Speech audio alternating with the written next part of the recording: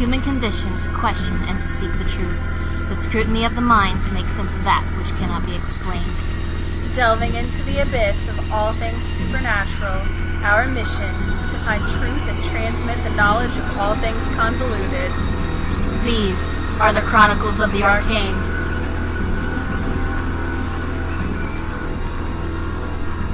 We're back with episode 4 of Chronicles of the Arcane. I'm Samantha. And I'm Jamie. And here we are. Again. What do you know? Hopefully you're here too listening and we're not just talking to ourselves. Right? I mean, we are talking to ourselves right now. Yeah, that's kind of weird. We are talking to ourselves. What's that make us? Well, it's with the intention of other people listening. Yeah. So make us not sound crazy and continue to listen to our podcast, please. Anywho, on this episode, we are going to be a little bit more casual, and we're going to address something that you guys voted on. About 2 months ago, we set up a poll on our Facebook, and you guys voted that you wanted to hear more about hauntings. So we're bringing you what you asked for. We are bringing you our top 5 favorite hauntings from around the world, and we're just going to toss it back and forth, chat about each one a little bit. Okay, the first one we're going to talk about is very, very famous. I think anybody who is anybody knows the Amityville house. Absolutely. During the summer of 1975, newlyweds George and Kathy Lutz moved into the house on 112 Ocean Avenue, now famously known as the Amityville house. It is the most infamous haunted home in America and the inspiration for many books and films documenting the horror the family endured during their 28 days of horror. They moved into the home and the events kept escalating, and on the 28th day they fled the home in terror. That's crazy. The Lutzes knew about the home being the grisly side of the DeFeo murders that occurred a year prior, but upon speaking to their children about the incident, they decided to purchase the home anyways. Almost immediately, strange things started happening to the Lutz family. Cold spots and eerie vibes pervaded the atmosphere, and during the night the family would be startled awake by loud banging and dragging noises that would sometimes carry on the entire night. The family began experiencing drastic and negative personality changes. George became withdrawn from everyone, even his family, and never wanted to leave the house, later revealing that it was as if he was trapped by the house and compelled to never leave its presence. Scary to be trapped by your own home. He was obsessive about the fireplace, too, and could never find warmth. While no one else in the family was affected by this, Kathy, his wife, felt like she was watched and was often touched by something unseen, and on a few occasions her face twisted into that of an old woman, which was witnessed by the entire family. That's so creepy. What's creepier is that the transformation lasted for hours. No. Yes. And this happened on 2 occasions. Not only in the home, it happened on I believe the 28th day. It was like the last straw. The last straw. They were like, oh my God, we gotta get out of here. It happened that night, and then after they left the house, they never went back for their belongings or anything. They moved in with Kathy's mother, and it happened to her while she was living with her mother. And lots of people witnessed it. That's crazy. So it followed them. Mm-hmm. So yeah, the transformation lasted for hours before she turned back to normal. The youngest daughter described an imaginary friend that no one else could see, named Jody, that lived in her bedroom. She said that Jody liked to take the form of a giant pig. That's so creepy. Oh my gosh. Jody could transform herself and make herself look any way that she wanted. That sounds like a demon to me. Yeah, to me too. And one day, when George and Kathy Lutz were outside, they looked up at the home and witnessed 2 large glowing red eyes that peered at them through their daughter's upstairs bedroom window. The little girl told them that it was Jody. Every time I think about the Amityville Horror, I just think of Ryan Reynolds shirtless. So, there's that. There's that, sure. But it is a scary story. It's not all, hot shirtless guys. So, yeah, we don't like Ryan Reynolds or anything. Yeah, he's not Patrick Wilson, but he's pretty great, though. He is great. I'll give him that. He's Deadpool, which makes him perfect. Well, there you go. You're just super into that. I'm a fanboy. Fangirl. I'm a fangirl. Yeah, a fangirl, not a fanboy. All right. my gender confusion comes out sometimes. It happens, you know. I did want to point out, though, now it seems like a trope, like when you're watching a movie and it's, you know, the young couple who buys a super cheap house and it turns out that someone was murdered in that house. But we do want to point out that before this story came out, that wasn't like in every movie like it is now. It kind of paved the way for a lot of scary movies. Absolutely. A lot of stories were influenced by the Amityville horror. While we're talking about families, let's throw it to my first one, which is the Myrtles Plantation in St. Francisville, Louisiana. It's described on the official website as one of America's most haunted houses. It's actually a pretty famous story, not quite as famous as Amityville. It's super well known. It's been on a lot of ghost hunting shows, like we talked about last time. Ghost Adventures and Ghost Hunters were both really big fans. The plantation was owned by a wealthy judge who was a slave owner in the 1800s. The judge's name was Clark Woodruff, and he took one of his slaves as a mistress. Her name was Chloe. And when she started to fear that she was losing his affection, she baked a cake for one of the children's birthday. And the story goes that she poisoned the cake, thinking that the children would just get sick enough that she could nurse them back to health and she would be the hero, which is nowadays called Munchausen by proxy, but this was in the 1800s, so I guess it wasn't that well known. As it turns out, she used too much poison, and 2 of the children and the mother passed away. Of course, Chloe was hung for her crime, and now the story goes that her spirit haunts the plantation. There's a couple other versions of the story that maybe the wife had done it after she found out about the affair. And then there's also a theory that the children and the mother died from yellow fever. Chloe has been seen in photographs to this day. There's a lot of photographic evidence of her ghost. And it's just, I think it's an interesting story. Kind of tragic. I guess that's why you never want to be someone's mistress, right? Yes. Lesson learned. Lesson learned. Well, little too late, I guess. Yes, but we can all learn from Chloe's mistake. Mm-hmm. Gosh, that was just a tragic era in general, but the feminist side of me just wants to blame it all on Judge Clark Woodruff for keeping slaves and using his power over Chloe. I'm gonna make you edit this because I will literally pee my pants if I hear that again. It's kind of scary. Oh my gosh! So if you guys can't tell, we get a little freaked out by our own podcast. Woo! I was up here editing the other day and I was not having a good time at all by myself. Oh gosh. This room, you're right, this room is very scary. It's a creepy room. It's very creepy. Our studio is like the creepiest room ever. Oh well. Especially after hearing those EVPs. Yeah. And 2 podcasts ago? Mm-hmm. We were talking about EVPs and then we captured EVPs. So creepy. If you haven't heard those, please go listen to our last, well, it wasn't our last podcast. It was A Brief History of Hauntings. There are so many EVPs.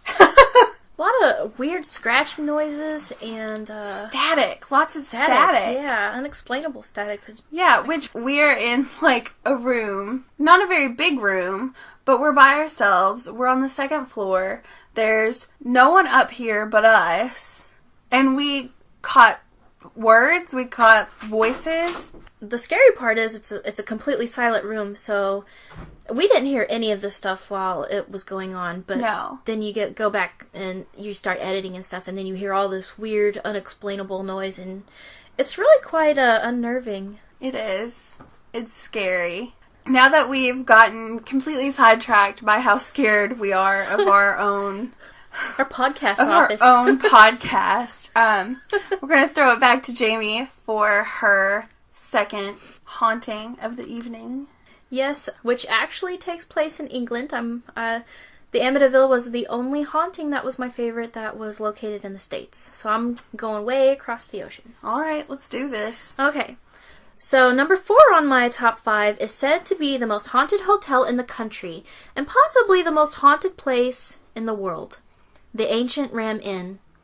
Built in 1145, this former pub located in Gloucestershire, England, hosts multiple spirits and was built atop an ancient burial ground said to host pagan rituals including child sacrifices and devil worship, which was confirmed after finding multiple remains of children's bones on the property. And for a small fee of £30 per night, you too can experience the screams of children echoing in the night, or even a sexual encounter with the male sex demon, also known as the incubus. Yeah. Bow, chicka, bow, bow. We're going to crowdsource that trip, so help us go have sexual experiences with ghosts. Yep. He has victimized many in his conquests of hunger. Terrified guests have even jumped out of the windows in fear, running for their lives. Caroline Humphreys, owner of the Ram Inn, said in an interview, quote, "It was normal for us to see people running out of the house, screaming in terror," unquote. Scary. That's one of my favorite episodes of Ghost Adventures. Yeah. Have you seen that episode? I have. They did the witch ritual. Yeah, and the innkeeper is so...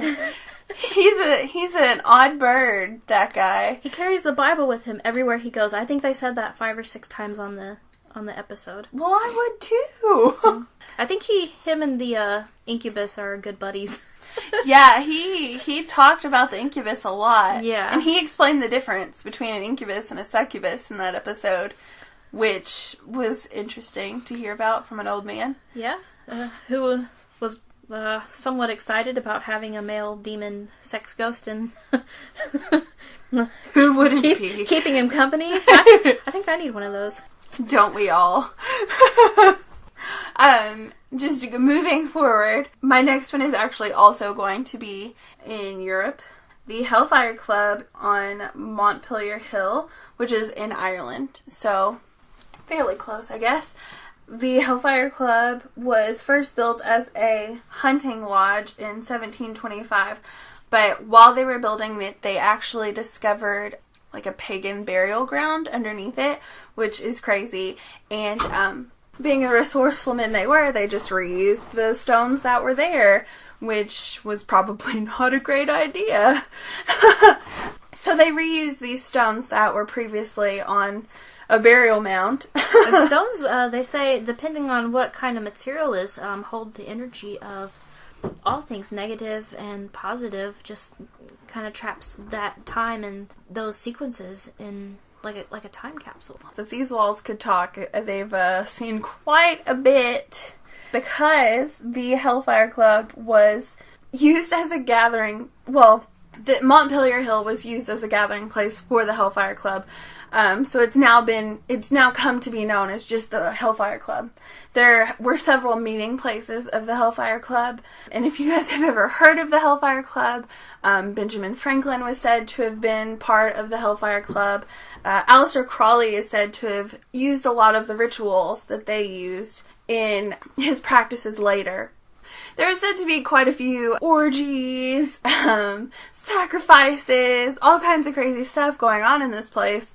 And now, when people go up there to investigate it, they find footprints, but they're not human footprints, they're cloven footprints. Wow. Creepy shit, right? Yes. Also, there are several just anecdotal stories of people from the time period of when the Hellfire Club actually met there. There was a priest that was said to have found the club taking part in a ritual. They were sacrificing a black cat, and when he came upon this, he instantly went and tried to exorcise the black cat, and he says that a demon came out of the black cat. Whoa. Right? That's creepy. That is creepy. So this, it's not good news when a place is built on top of a burial ground. But then on top of that, there's all these crazy things going on. Like I said, it's not a great start when you start out building your hunting lodge out of an old burial ground, and then on top of that having orgies and sacrificing animals and who knows what else. Yeah. So that's why that's one of my favorite hauntings. And also, I just think anything that, is Welsh or Irish or anything like that, just that adds a little bit of mystique to it. I've known about the Hellfire Club for a very long time, but I didn't think it was a real place. Yeah? First time I ever heard of the Hellfire Club was in Marvel Comics, X-Men. Oh, gosh. They have the Hellfire Club. Really? Yeah, and I didn't realize it was a real place. It is a real place. It's in Ireland. It's actually in Dublin, so if you ever go to Dublin, check it out. Where are you going to next? All the way across the ocean again to Mexico. Ooh. Let's hear about some Mexican spirits. So just south of Mexico City there lies a small island, the Isla de las Muñecas, or the Island of the Dolls. The island is home to hundreds of dolls that haunt the floating garden with their vigilant but always vacant eyes. But it wasn't always this way. A small girl was found dead, drowned in the water under mysterious circumstances. The caretaker of the island stumbled upon the girl but wasn't able to save her. Days later, a doll washed up on the island. The caretaker knew it had to be the little girl's, and that it was a sign that she was haunting him. Plagued by the guilt surrounding her death, he kept the doll to remember her and left it in the tree near the place where she had drowned. When another doll washed up on the shore, he knew he had to display it for the girl as well, and so began his faithful offerings of dolls placed all around the island to appease the ghost of the little girl. For 50 years, the caretaker collected and placed the dolls until his death in 2001, where he was found drowned in the water in the same place and in the same way the little girl had died. That creeps me out. It creeps me out, too. That's no coincidence. No, not at all. The dolls are said to be possessed by their spirits. They have been known to move on their own, open and close their eyes, and have been heard whispering to one another. Many of the locals report that the dolls are able to mysteriously lure people to the island. Some dolls laugh and speak on their own, even though they have no batteries and no power source to draw from. The island is a disturbing place to be in the daylight, but upon nightfall, the Island of the Dolls is an otherworldly, terrifying sight to behold. I know a lot of people, the locals won't go on the island, correct? I mean, unless it's to lead a tour group, and then they just kind of leave them there. Well, at nighttime, there's a lot of people that won't go to the island, but then there's the village where his family lives, the caretaker. They actually think that the place is holy and very spiritual in a positive way. But I wonder how many of those people have stayed the night at on the Island of the Dolls. Are they just hanging out with those dolls? Ugh, the pictures. If you look at those pictures, they're very creepy. Yes. Oh my gosh. If you're not afraid of dolls, you will be after seeing these pictures. I'm not afraid of dolls in the typical sense. Like, my husband's terrified of dolls. But, I mean, they don't bother me. But these pictures, I mean, these dolls are just all kinds of beat up and... Ooh. They've been put out into the elements, so, I mean, over time they start to decay and show signs of, animals and spiders especially lay nests in these dolls. And there's so many times, I've seen so many different videos people have shot, on the internet of these dolls, and you just see these, spiders just crawling out of their eye sockets. It's just really intensely scary. Yeah, it's not a place that you want to vacation. No. Have you seen the episode of Destination Truth where Josh Gates spends the night on the island? Oh, Josh Gates. Oh, Josh Gates. Right? Josh Gates, if you need anybody to go on your adventures with you, I mean, hit us up! Yes, please do. But it's a really good episode as well. I liked it. I also like Josh Gates. He's getting married. That's upsetting. Yeah. I was like, oh, that's awesome. Aw. Right. No. It's okay. For our next haunting, I'm going to throw it back across the globe again because why not, right? Why not? So my next one's going to be the forest Aokigahara, which is at the base of Mount Fuji. It's about 14 square miles, and I know what you're thinking. You're thinking, how can a forest be creepy? Oh, it is. It's extremely creepy. Many of you might actually know of Aokigahara as the suicide forest because in just 1 year, in 2004, over 100 people killed themselves in this forest. In just 1 year? Just 1 year. That was in 2004. I want to say that might be the highest one recorded thus far, but it's not an anomaly by any means. I think in 2010, about 100 people attempted, but they have since set up means to help these people, and only 54 actually, went through with it. Okay, so the site's popularity has been attributed to a 1960 novel, which I'm not even going to try to pronounce the original name, but the English translation is Black Sea of Trees. However, the history of suicide in the forest has gone back so long. I don't know exactly when it first started, but the practice of committing suicide there goes back to at least the 19th century. Statistics of the area vary. What is documented is that leading up to 1988, about 100 suicides occurred there every year. Since then, it's gone up a little bit over 100. Like I said, in 2004, it was 108.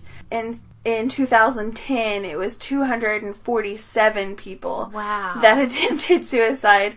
Only 54 of them were able to complete the act due to the upped security. The most common means of trying to commit suicide in the forest is hanging, although a lot of people do also use drug overdoses as a means to commit suicide.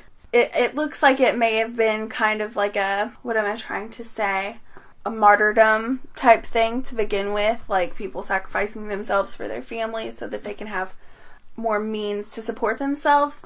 But there was also a time when Japan suffered a pretty rough drought where a lot of families just left their weaker members in the forest to die. Wow. So the forest is said to be haunted by not only the suicidal spirits, but also the spirits of the family members that were left there to starve to death. Because the area is so thick and dense that it's almost completely quiet. The wind is blocked, and because it's at the base of the mountain, there's not a ton of weather activity there either. So, yeah, it's really creepy. From what I understand, people find dead bodies there all the time. Yeah, it's not uncommon even to find a several-year-old corpse because there are just so many and the forest is so dense that it's hard for the rangers to find everybody. Number 2 on my list is one of the most feared locations in Romania, the Witch's Pond. Located in the Boldul-Crișești forest, it is said to be the death site of Vlad Tepes, also known as Dracul or Dracula. It was at this pond that he was betrayed and beheaded. His body was then thrown into the pond where his blood turned the water red. There are many strange and unexplainable happenings connected to the Witch's Pond, which gets its name because for centuries, witches came to the pond at night to perform sacred rituals. Orbs of dancing light have been seen around the pond, as well as screams that are heard coming from that area at night. There are numerous accounts of unexplained murders occurring at the pond.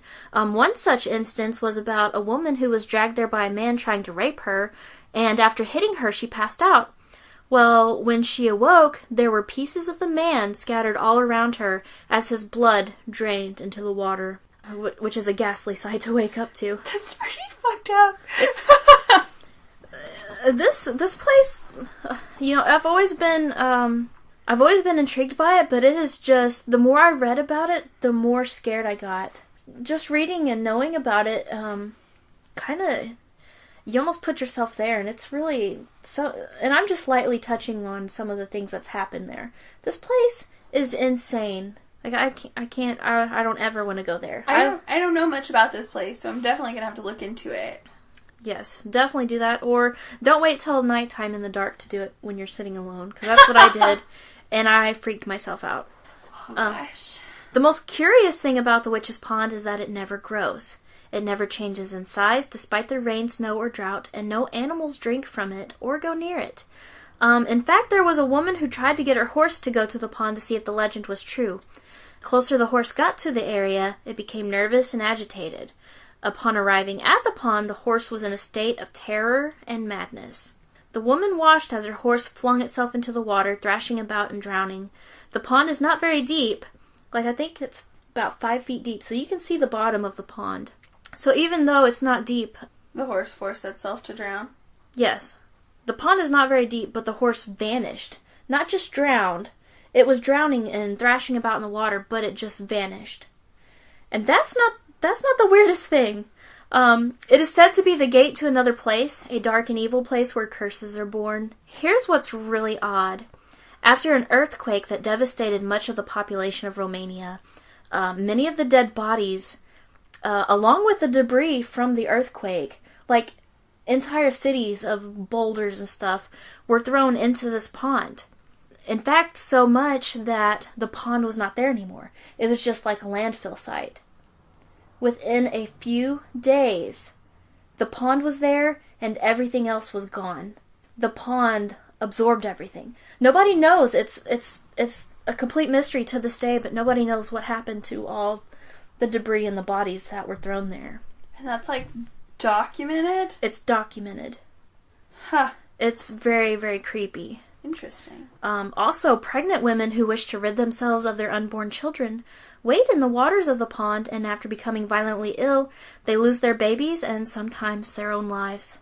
Well, I can't imagine that this pond is a very healthy place to go swimming in. If you look at pictures of it, it's very beautiful. It's very small, like the size of the room we're in. Huh. There have been no animals that drink out of it. There's no bugs in the water, no bugs around the water, no frogs, no lily pads. It's just a really bizarre place. It freaked me out. Well, yeah. That's scary. So is this, where's this exactly? Is it near Vlad Tepes's castle? I believe it's near his burial tomb. Okay, which, I know that's kind of it's a different area of that region. Interesting. Yep, it's also located in the middle of a forest. All these forests, man! I'm telling you. I'm gonna get away from the forest theme in my next one because, and this is probably the furthest from a forest you can get. I'm gonna go to the inner city of Paris. This one's a pretty famous one. I'm going to go ahead and talk about it. We're going to talk about the catacombs of Paris, which I don't know what my deal is. Almost all of mine are from the 1800s. Okay, so not the 1800s. These are from the 1700s, but still. In recent history, it came to pass that Paris was just so overrun, basically, with their population that they just needed more room for the living. So what they did is they relocated their mass grave sites, basically, to these tunnels that run underneath Paris now. And it's so creepy. Okay, so these tunnels under Paris have about 6 million bodies. 6 million. Wow. Yes. And this is, obviously this is also from the last 300 years as well. But yeah, 6 million people. And, okay, so the catacombs are open to the public. You can go into the catacombs if you like. There are stories of people getting lost in the catacombs.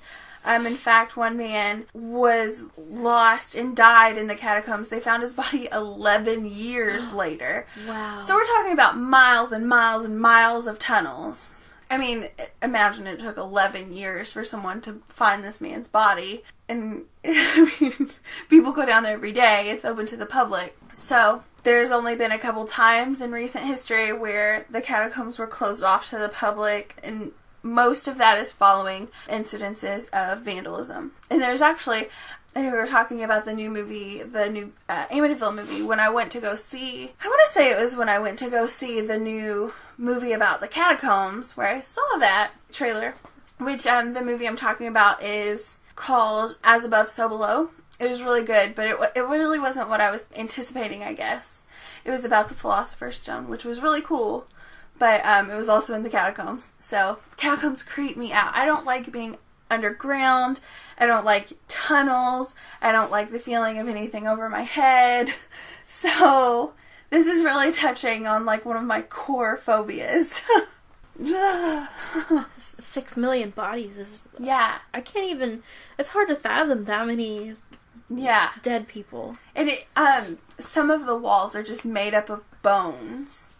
Like, it's not like brick and mortar, it's bones. Wow. It's really creepy. And if you're interested in the catacombs or just the idea of, you know, being buried underground, I don't know. There's a story by Edgar Allan Poe called Cask of Amontillado, and that's actually how I got into the catacombs at a very young age, I guess. I read it probably in like 5th or 6th grade, and since then I've been like, oh my gosh, the catacombs are so creepy. So yeah.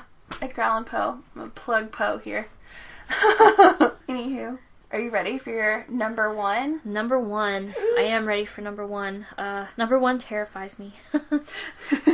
If you thought the Witch's Pond was eerie, we're not going much further away. We're going to visit the Hoia-Baciu Forest. So, known as the Bermuda Triangle of Transylvania, the Hoia-Baciu Forest is by far my favorite haunted place in the world. A hotbed of paranormal activity, the forest never disappoints. From UFO encounters and dancing orbs of light to phantom faces, winds that scream, and apparitions, it's easy to see why this place holds the reputation for the most haunted forest in the world.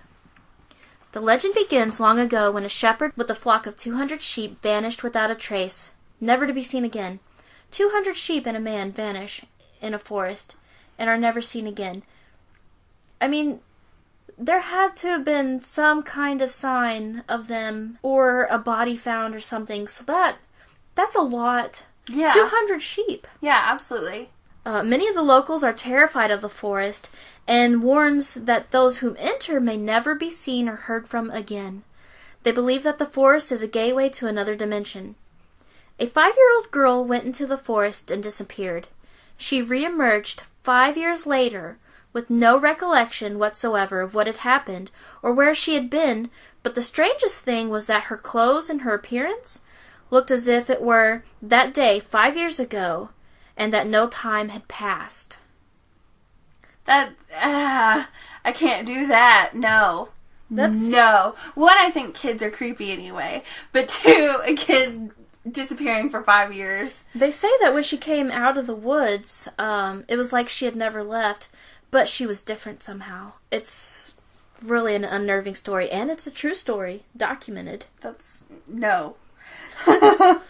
Strange noises emanate from the forest with no apparent cause, and some describe waves of terrifying and unexplainable humming vibrations that go through them in rhythm to unseen tribal drums and chants. The trees in the forest all grow in unnatural ways. They're all twisted and mangled, and some of them have, like, almost a personality.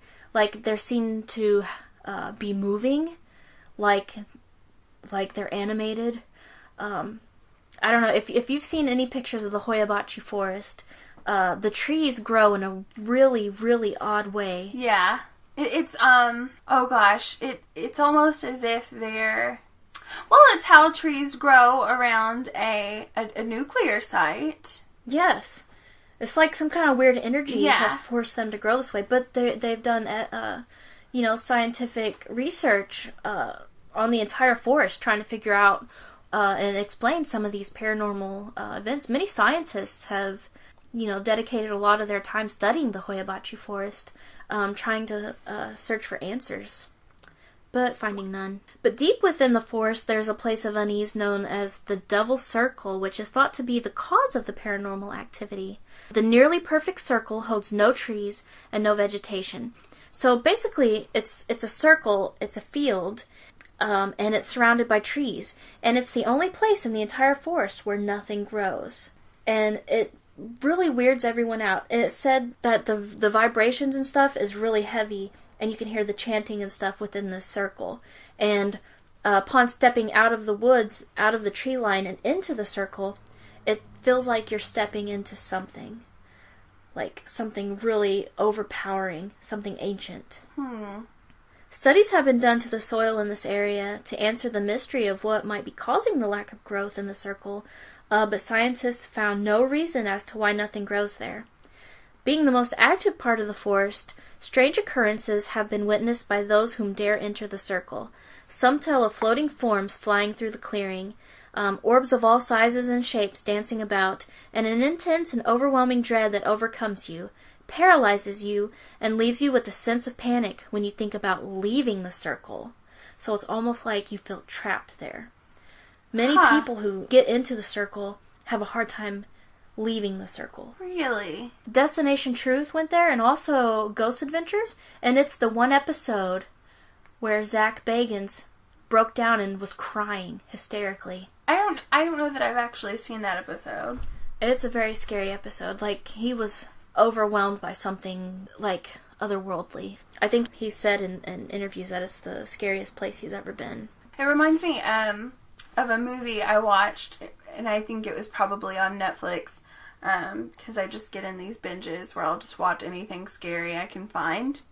And there's a movie called The Shrine that's about, but I think it's a Polish forest that they go to in this movie. They end up going in and getting lost, and all kinds of crazy stuff happens. It's crazy. I'm about to watch that movie. It's a common theme. That does kind of remind me of the Hoyabachi Forest. Actually, the Hoyabachi Forest was made famous in 1970. I mean, it was always famous to the locals, but it became famous worldwide in 1970 when multiple UFO sightings were documented by many of the locals, as well as a famous scientist whom shot photographic evidence of the unidentified flying object, which is one of the most... the most well-documented type. The most well-documented UFO photograph that's ever been taken. Documented sightings still occur there today, which is why the Bermuda Triangle of Transylvania is one of the most mysterious and terrifying places on Earth. And that's why it's your favorite, right? That's why it's my favorite. And you guys should check it out, because it's Jamie's favorite. So, what's your favorite? My favorite is, I feel like, everybody's favorite now. But, it's because I'm from Kentucky, okay? And so, I mean, I could have picked Bobby Mackey's, but I didn't. I picked Waverly, of course. Not that I care for Louisville at all. But Waverly is like the greatest part of Kentucky, so. So my favorite haunting is Waverly Sanatorium. One of those. I never can remember which is which. It was a tuberculosis hospital. So, sanatorium. That's what it was. Okay, so Waverly Hills was a sanatorium in Louisville, and it was a former tuberculosis hospital. It is probably the most haunted place in America at this point, in my opinion, and in a lot of other people's opinions as well. It's said to have been the place of 60,000 deaths. Just in the short time that it was open, because Waverly was not open very long. It was open, let's see, I believe it first opened in 1910, and it was a pretty small hospital at that point. And it finally closed for the last time in 1980. So that's a pretty short amount of time for 60,000 people to die there. Although that is the higher estimate. A lot of historians think that the more accurate number is probably still around 8,000. But for Kentucky, that's a pretty huge number. It was the most state-of-the-art hospital of the time. So a lot of people came here from all over the country to get treatment. So when it first opened, it was a pretty small, basically just a 2-story building. If you've ever seen pictures of Waverly Hills now, it's a huge building. And it's not just one building, it's actually several buildings. But the main complex, I believe, is 2 or 3 buildings. And it's also 5 stories, 5 stories, I think. I don't know exactly how tall it is. It's a tall building. I've actually been there, but I didn't go up to the top floors or anything. I was on a guided tour, so kind of went where I was allowed to go. So this is one of the most haunted places and really well documented hauntings as well. They're said to be doors slamming, footsteps heard, people talking. One of the most famous stories from Waverly is that of a nurse committing suicide in 1928 in room 502. I've heard a couple of different versions of this story. Some say that she was having an affair with one of the doctors and she got pregnant out of wedlock. And, he denied that the baby was his, so she killed herself in room 502. Room 502 is just hugely famous for all of the EVPs that can be caught there, heat signatures, just all kinds of crazy stuff. And I believe it's right next to the nurse's station. Something to think about. There are a lot of documented videos also of, balls. People will leave toys because there was a children's wing in the solarium on the 3rd floor, I believe. People will leave, teddy bears or balls or whatever, and they move. Wow. They're said to be the ghost of a small boy there, and he plays with the toys. So, there's also video that I believe Ghost Hunters caught. It may have been Ghost Adventures, but there's video of a pretty short shadow person around the same time that they caught the balls rolling down the hallway. Wow. So, crazy. I love when they catch stuff. I know. I would love it if we caught stuff. Indeed. Because we want to go to Waverly, and we want you to go to Waverly with us. Please go with us.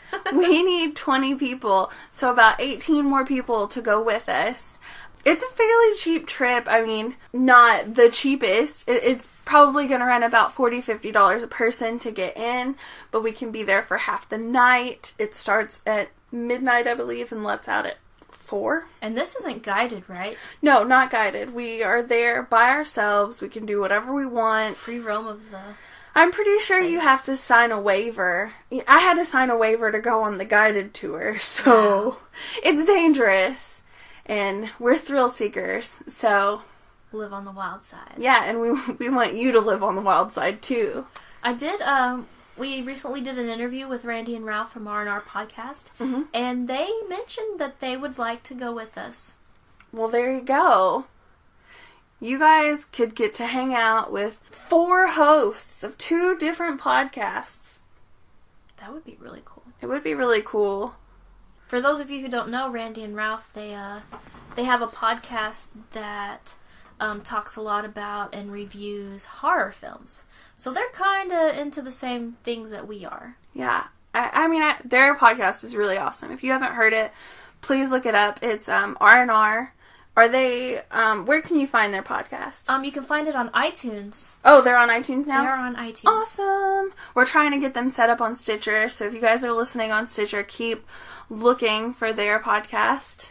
But it's really awesome. They're really funny. They're a lot funnier than we are. Yeah. We try to be funny, but they're, actually funny. Yes. So, there's that. We're kind of awkwardly funny. We are awkwardly funny. Is that funny? It's funny laugh at you, not or laugh at us, not just you, Jamie. They're laughing at us, not with us. I mean, we're still laughing, but... It's good to laugh at yourself sometimes. Exactly. Just saying. Quick recap on that. We want you to go to Waverly with us, and we also think that you should check out R&R. They're pretty awesome. We have an interview with them coming up next week. Yes, right? Next week. It'll be up on Black Friday, so I know a lot of you guys are probably going to be shopping or what have you, but I'm not braving that madness. No. So I never have done the Black Friday thing. I don't understand it. It's terrifying. People die. People do die. That's nuts. Do you think there's a haunted Target out there from the people that die on Black Friday? Wow. That's a possibility. We need to find the haunted Target. The haunted Target. People of Walmart. Ghost edition. Aww. Please don't die on Black Friday is what we're getting at. Yes. You should stay in and listen to our podcast. And order online. Cyber Monday is amazing, by the way. A lot of the deals are better on Monday. So there's your plan. You stay inside, listen to the podcast, and order all your goodies online. Exactly. I think that sounds like a great plan. It's safe. Yeah. Be safe, everyone. Be safe. And we hope that you enjoy your Turkey Day festivities next week. Are you doing anything big for Thanksgiving?